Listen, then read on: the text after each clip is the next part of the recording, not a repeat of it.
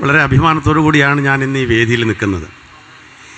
SYSനെ ഞാൻ അടുത്ത് നോക്കിക്കാണാൻ തുടങ്ങിയിട്ട് 5 വർഷങ്ങളാണ്. അതിനു മുമ്പ് ഞാൻ അകലെ നിന്നേ കണ്ടിട്ടുള്ളൂ. 2008 നമ്മുടെ മഹാപ്രളയം SYSനെ പുതിയതായിട്ട് മാനവികത പഠിപ്പിക്കേണ്ടതുണ്ടോ എന്നെനിക്ക് സംശയമാണ്. എൻ്റെ ആവശ്യമില്ല.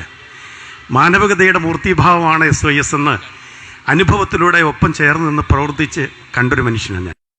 എറണാകുളത്തിൻ്റെ വേദനയിൽ രാവും പകലും ഉറക്കമില്ലാതെ 18 19 മഹാപ്രളയം, 20 കോവിഡ്, ഊണും ഉറക്കവുമില്ലാതെ ബസ് സ്റ്റാൻഡുകളിലും റെയിൽവേ സ്റ്റേഷനുകളിലും മനുഷ്യരുടെ ഇടയിലേക്കും സ്നേഹത്തിൻ്റെ സന്ദേശവാഹകരായി ഓടി നടന്ന ഒരു സംഘം ചെറുപ്പക്കാരോടൊപ്പം പ്രവർത്തിച്ച ആ ഒരു അനുഭവം ജീവിതത്തിൽ മറക്കാൻ സാധിക്കില്ല.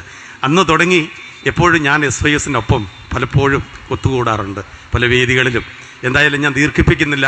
ഒരു പുതിയ സന്ദേശം രാജ്യത്തിൻ്റെ എല്ലാ കോണുകളിലും അസ്വസ്ഥതയുടെയും അസാരസ്യങ്ങളുടെയും വെറുപ്പിൻ്റെയും സന്ദേശങ്ങൾ പല കോണുകളിൽ നിന്ന് ഉയരുകയാണ്.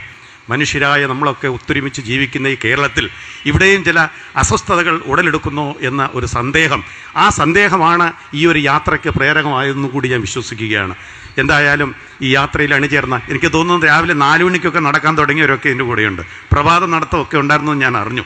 അപ്പോൾ നടന്ന് മനുഷ്യ ഹൃദയങ്ങളിലേക്ക് ഒട്ടിച്ചേരാൻ, പറ്റിക്കൂടാൻ, അടുത്ത് നിൽക്കാൻ, ചേർത്ത് നിൽക്കാൻ നടത്തുന്ന ഈ യാത്രയ്ക്ക് എല്ലാവിധ അഭിവാദ്യങ്ങളും അർപ്പിച്ചുകൊണ്ട് നിർത്തുന്നു. നന്ദി, നമസ്കാരം.